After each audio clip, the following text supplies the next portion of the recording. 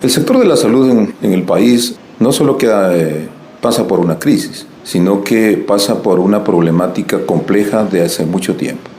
A pesar de los esfuerzos que se han hecho, no se ha logrado superar serios inconvenientes en el sector, como por ejemplo la dotación de medicinas, que es un factor fundamental para mejorar la condición de salud de los enfermos. Otro de los problemas es la falta de medios de movilización, de ambulancias. Hemos visto tristemente que los ciudadanos conducen a sus pacientes a los hospitales en taxis o en motocicletas o lo hacen en camionetas. Otro grave problema también implica la referencia de los pacientes a los niveles de complejidad, de mayor complejidad. En este caso, del Hospital de Macas a los grandes hospitales del país. A eso se suma también la falta de diligencia y de una gestión ineficiente de parte de quienes están en los cuadros directivos de cada uno de los establecimientos de salud. Y esto no solamente compromete al Ministerio de Salud como tal, sino también compromete a la seguridad social, en donde cada uno de nosotros aportamos. Y no se ven mejoras bajo ningún punto de vista. Igual, no tienen ambulancia, no tienen insumos, no tienen medicamentos. De tal manera que eso es de enorme preocupación y lo que nosotros pedimos de la manera más comedida es que se dé la prioridad necesaria, sobre todo en los hospitales amazónicos, donde existen grupos etarios de mayor vulnerabilidad, ancianos, personas con enfermedades crónicas, niños y una gran cantidad de la población que no tiene recursos económicos. De tal manera que el acceso a la salud que está consagrado en la Constitución implica una prioridad de parte de las autoridades correspondientes. Si la Constitución del Ecuador establece que el Estado debe garantizar el acceso a los servicios de salud, ¿por qué razón desde el Gobierno Nacional no se ha podido encontrar una solución a esta situación que de a poco se ha ido agravando? El problema también se agudiza porque quienes están en los cuadros directivos de los hospitales, de los centros de salud del país y particularmente de la provincia, no tienen capacidad de gestión. Cuando uno asume una representatividad es para sudar la camiseta, hacer honor a quien lo ha nombrado y gestionar, cogestionar. No es suficiente con quedarse sentado en un escritorio en el despacho, sino que hay que gestionar en los niveles correspondientes utilizando todo el sistema administrativo que esto lo permite y evidentemente respaldar sus decisiones con la acción de los ciudadanos en respuesta a una necesidad tan importante como el sector de la salud.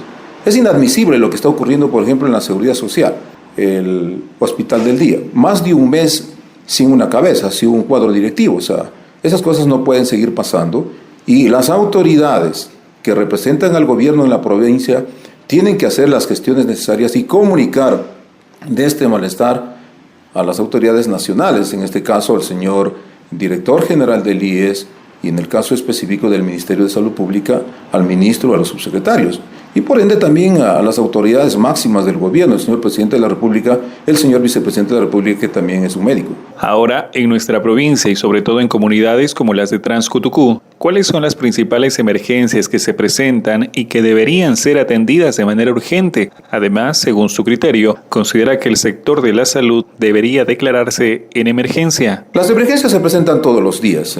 Hay pacientes secundarios a los traumatismos por accidentes de tránsito que son de todos los días.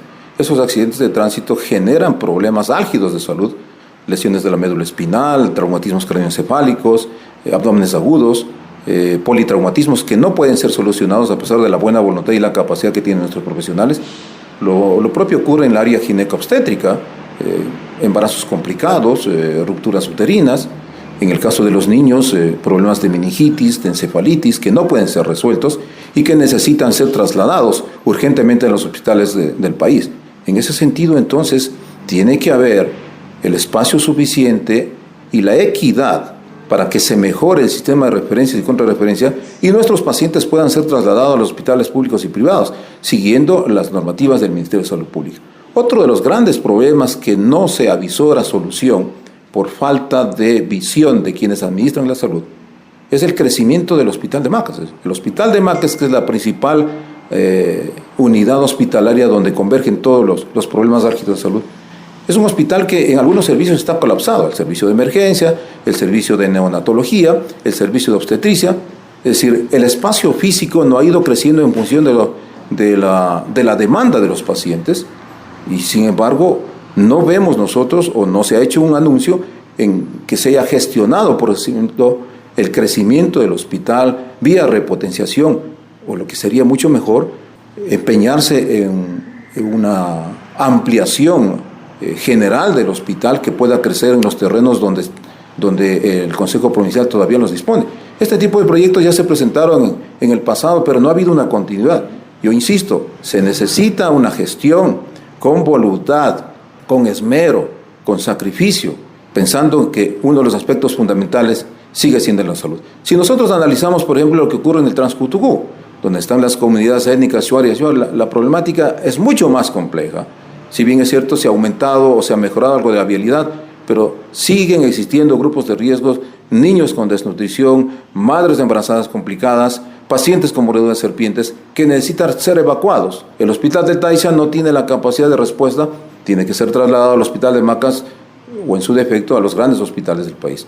Ahora, estimo entonces que el sector de la salud en Morona, Santiago, debe ser declarado en emergencia para atender los urgentes requerimientos tanto en el Ministerio de Salud Pública como en la Seguridad Social. Y en esta búsqueda de soluciones, ¿considera que los representantes de la provincia en la Asamblea Nacional deberían tener mayor protagonismo y conseguir oportunidades para beneficiar a este sector de la población? Esta es una tarea de todos, yo creo que las voces de los legisladores deben estar reclamando estos derechos por equidad, por justicia y por derecho.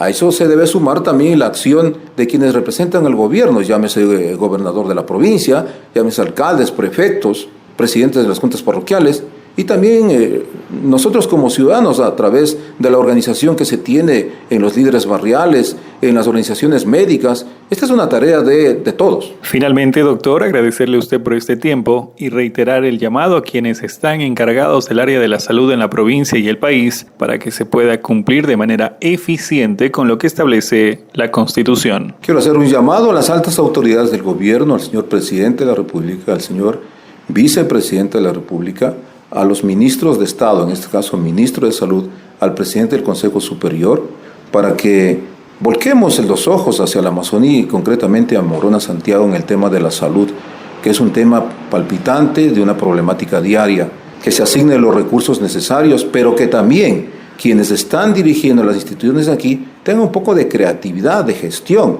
que permita solucionar los problemas a los cuales estoy haciendo referencia. Información clara, ágil y veraz para dar a conocer los hechos locales, regionales, nacionales e internacionales. Panorama informativo.